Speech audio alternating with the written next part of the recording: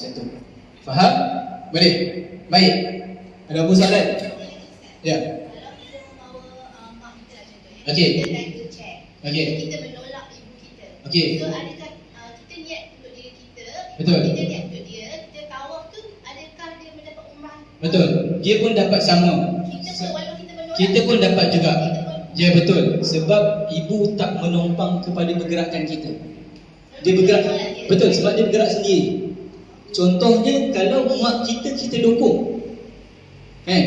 Mak kita dukung, kita gendong dekat dia, kita kena buat 14 pusingan. Sebab mak menumpang pergerakan kita. Faham? Contoh kita bawa mak baca bawa mak buat umrah. Mak pun bacalah niat untuk melakukan umrah, mak pun dah berniat ni. Kita sama-sama dah berniat, tiba-tiba sampai dekat sana, duit kita tak ada, tak cukup, nak naik kursi roda tak cukup, nak jalan kaki tak darat. Kita pun dukung mak kita kena buat 14 pusingan. 7 kita dan 7 untuk mak. Faham? Macam tu juga kalau kita buat anak kecil. Macam contoh 3-4 tahun. Anak yang kecil tak perlu pun untuk dia berniat umrah, tapi si ayah nak biarkan niatkan umrah untuk ayahnya, anaknya. Contoh, kalau dia nak buat macam tu, bapa ni kena buat 14. 7 untuk dia, 7 untuk anak. Tapi kalau ayah dia boleh tolak anak tu guna stroller atau kursi roda, tak perlu. Faham? Okey? Kursi roda tu tak boleh di dataran. Betul. Kursi roda dia tak boleh tolak di dataran. Dia mesti di tingkat 1. Yang mana dia punya pusingan dia lebih besar lah tuan-tuan. Biasanya pusingan dekat atas tawaf at least 1 jam. Okey? Faham? Boleh? Baik. Contoh yang tadi saya tambahkan sedikit. Bila ni sekarang saya di pusingan ke-7 Saya di pusingan ke-7.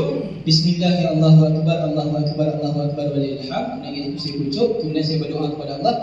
Allahumma ghfirli dhunubi wal walidayya warhamhuma kama rabbayani shaghira. Allahumma ghfirli lil muslimina wal muslimat wal mu'minina wal mu'minat al ahya'i wal amwat birahmatika ya arhamar rahimin.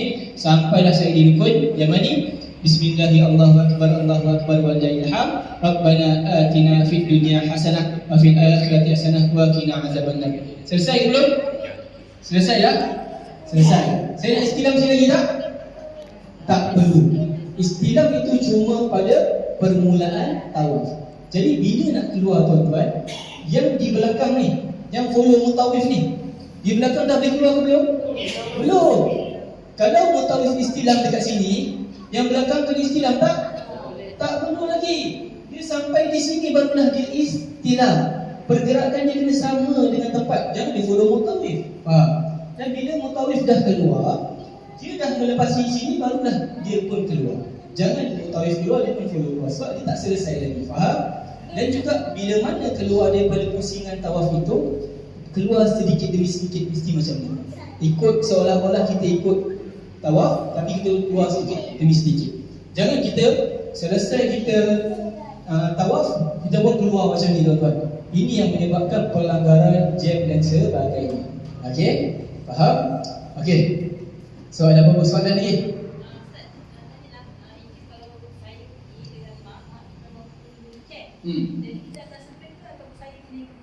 Biasanya ikut mak.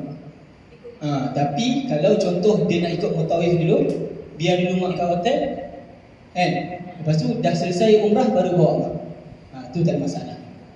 Biasanya dia akan split. Biasanya kebiasaannya akan split sebab laluan itu berbeza. Kita tak boleh nak bawa grup semua bertawaf di atas. Sebab nanti akan ada yang tak larat dan sebagainya. Jadi yang akan bertawaf di atas, dia akan split. Kalau contoh nak ikut mutawif, kita follow dulu mutawif, selesai umrah kita, barulah kita bawa mak untuk wheelchair. Sendiri tak? Betul. Macam tu. Atau boleh upah? Ataupun upah. Upah separately. Upah maknanya yang ikut betul. tawaf di dataran. Kemudian yang diupah tu mereka akan uruskan di tingkat 1. Upah kaki tangan juara ke macam mana? Bukan. Bukan. Dia orang lain. Tapi juara boleh uruskan. Juara boleh uruskan, tapi bayarannya 350 riyal untuk tawaf dan juga sa'i, lobi hotel ke lobi hotel. Maksudnya bayar bila? Waktu itulah, waktu dia ambil mak kita, waktu dia ambil mak kita dekat lobi hotel, kita bayar dia dekat dia, dia pun bawa mak kita pergi tawaf, bawa sa'i dan dia hantar mak kita semula di lobi hotel. Jadi saya akan sesuai dengan mak. Betul. Tapi Tapi kena maklum dengan mutawif awal supaya boleh atur. betul. Ya. Tapi kalau nak sama-sama dengan mak, better kalau nak sendiri buat sendiri dulu. Ikut mutawif dulu, lepas tu baru pergi dengan mak. Betul? Okey, boleh? Ada apa soalan ni? Okey, jadi bila selesai dah kita melakukan tawaf di sini, maka kita akan pergi ke tempat mas'ah. Mas'ah tu lebih kurang dekat sini lah, ya. Pintu masuk mas'ah tu, nanti tuan-tuan boleh nampak ada lampu warna hijau. Dia tulis mas'ah. Mas'ah itu adalah tempat sa'i, ya. Masuk dekat pintu hijau tu, ya. Lepas kita melakukan solat sunat tawaf, ya, kemudian kita beri air zam-zam dan kita melakukan apa tu nama sa'i. Dan kebiasaannya bila kita pergi ke mas'ah itu, kita akan jumpa dekat Bukit Marwah dulu. Ya, kita jumpa Bukit Marwah dan kita berjalan ke sini, barulah kita sampai di Bukit Sofa dekat sini. Ya, bila dekat Bukit Sofa tu macam biasa, niatkan nanti sahaja melakukan sa'i umrah ke 79 kerana Allah Ta'ala sambil menghadap ke arah kiblat, dekatkan tangan kita, kedua tangan macam ni. Bismillahirrahmanirrahim. Allahu Akbar, Allahu Akbar, walillahilhamd. Kemudian turunkan tangan kita pun ikut dah laluan sa'i itu. Bila nampak laluan hijau, lampu hijau, buat apa? Lari anak. Yang perempuan buat apa? Cepatkan langkah. Sampailah kita ke bukit mana? Bukit Marwah. Sekali lagi, Bismillahirrahmanirrahim. Allahu Akbar, Allahu Akbar, walillahilhamd. Kita jalanlah lagi, ya, sambil baca doa, ya. Sampailah selesai. Kita akan selesai di bukit apa? Bukit Marwah, ya. Kita akan bermula di Bukit Sofa dan berakhir di Bukit Marwah. Dan biasanya kita akan bergunting rambut. Yang wanita, dia akan gunting rambut di Bukit Marwah, ya. Dia akan ada tempat tong sampah hijau, ya. Jadi boleh masing-masing buat kepungan untuk tutup aurat masing-masing dan sebagainya, terpulang, ya. Okey. Ada apa soalan lagi? Pertanyaan? Solat sunat tawaf tu, lepas kita tawaf tu, solat sunat tawaf Betul. baru sa'i. Betul. Selepas kita selesai tawaf, baru kita melakukan sa'i. Bila poinnya berakhirnya tawaf? Selepas kita habis tawaf. Lepas garisan. Lepas habis selesai kita garisan tu, selesailah. betul. Selesai tawaf. Maka sunat, sebab tu disunatkan untuk kita melaksanakan solat sunat tawaf. Tapi kalau terlupa, tak ingat, kemudian pun tak apa. Tak ada masalah. Okey? Selalunya solat sunat tawaf tidak akan berkumpul. Betul. Kebiasaannya macam tu. Selepas kita habis tawaf, biasanya saya akan cakap kat receiver, saya cakap dengan jemaah, baik jemaah semua, saya dah selesai melakukan tawaf. Jadi saya akan menunggu di belakang makam Ibrahim di sekian tempat, di depan lampu warna hijau mas'ah ini. Jadi masing-masing boleh solat 2 rakaat dan saya tunggu di sini. Lepas tu bila habis doa, habis solat, baru saya kumpul semula. Biasanya kita akan buat postmortem. Ada jemaah saya waktu bulan Ramadan hari tu, dia terkentut tapi dia pun follow juga tawaf. Nasib baik dia mengaku. Kalau tak, saya tak tahu. Saya tanya dekat jemaah, semua tawaf sempurna. Ada yang terbantal wudu. Oh ustaz, saya terbantal wudu, pusing tenang. Lepas tu kenapa tak berhenti? Tak, saya tak tahu. Saya ingat kita terus je. Saya cakap dengan dia, pergi berwuduk. Dia pun wuduk guna spray, tambah lagi satu pusingan. So lepas tu dia tanya, ada yang terbantal, ada yang mengiri, ada yang terlari dada daripada Kaabah ke, ataupun terbuka aurat ke, ataupun tak sengaja bertukar niat ke, tak ada. So tak ada, alhamdulillah. Yang tuan-tuan, sebenarnya pada waktu itu jugalah saya akan selitkan untuk saya tunjukkan dekat mana tempat Nabi pernah tambatkan untanya, dekat mana Malaikat Jibril pernah ada dan sebagainya. Sebab dulu kita boleh masuk ke dalam mataf ni, tak ada masalah yang lelaki. Sekarang yang lelaki kena pakai ihram nak masuk ke mataf bawah. So susah untuk kita masuk ke dalam untuk buat jalan-jalan subur iman di dalam masjid. Tak macam dulu sebelum pandemik, ya tuan-tuan. Jadi bila nak buat tu, kadang-kadang saya terpaksa selit-selitkan lah kisah-kisah dan sejarah. Okey, boleh. Jadi ada apa soalan lagi? Ustaz, Ya. Multazam juga ada. Dan bolehkah kita sentuh dia? Okey, multazam ni di antara ni Hajarul Aswad dengan pintu Kaabah. Sejadah ni pintu Kaabah. Kalau macam saya sebutkan tadi, ketika kita bertawaf boleh sentuh Kaabah tak? Tak boleh. Kalau kita sedang dalam ihram boleh sentuh Kaabah tak? Tak boleh. Jadi bila kita nak sentuh Kaabah, ada waktu kita tak buat apa-apa benda berkaitan dengan umrah dan juga tawaf.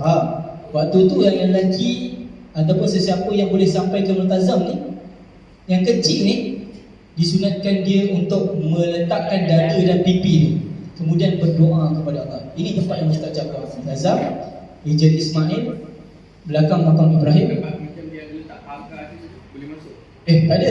Sekarang itu gambar lama. Itu gambar lama. Sekarang Sekarang dah semua dah boleh pegang. Dah ada yang melompat dekat sini pun ada. Tuan-tuan? dah balik macam Ha. asal lah. Itu dulu memang ditutup. Even waktu 2021 orang yang melakukan tawaf menggunakan kursi roda pun tak bawa. Tapi sekarang dia dah buka balik semua macam asal.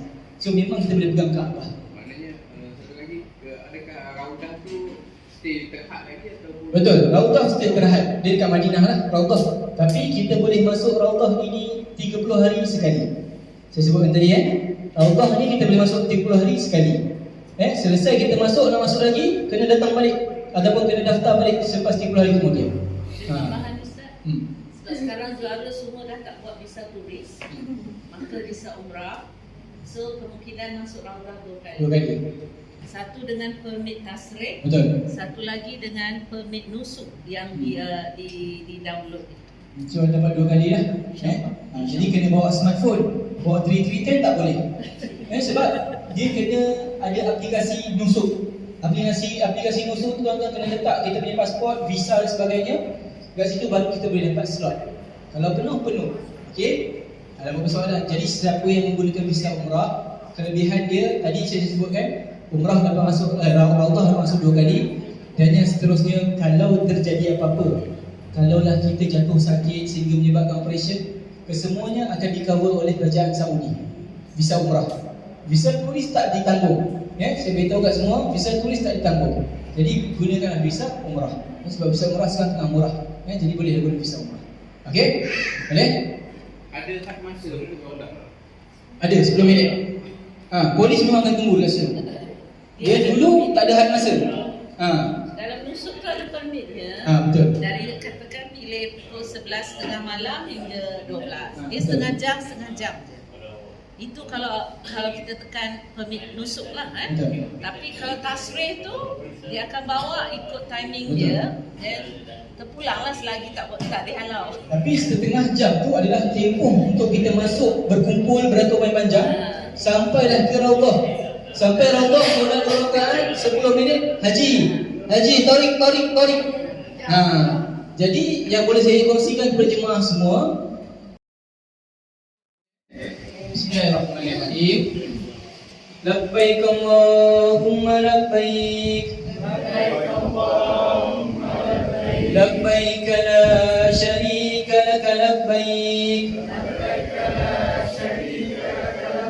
Innal hamda wan ni'mata laka wal mulk la syarika lak. لبيك اللهم لبيك لبيك لا شريك لك لبيك إن الحمد والنعمة لك والملك لا شريك لك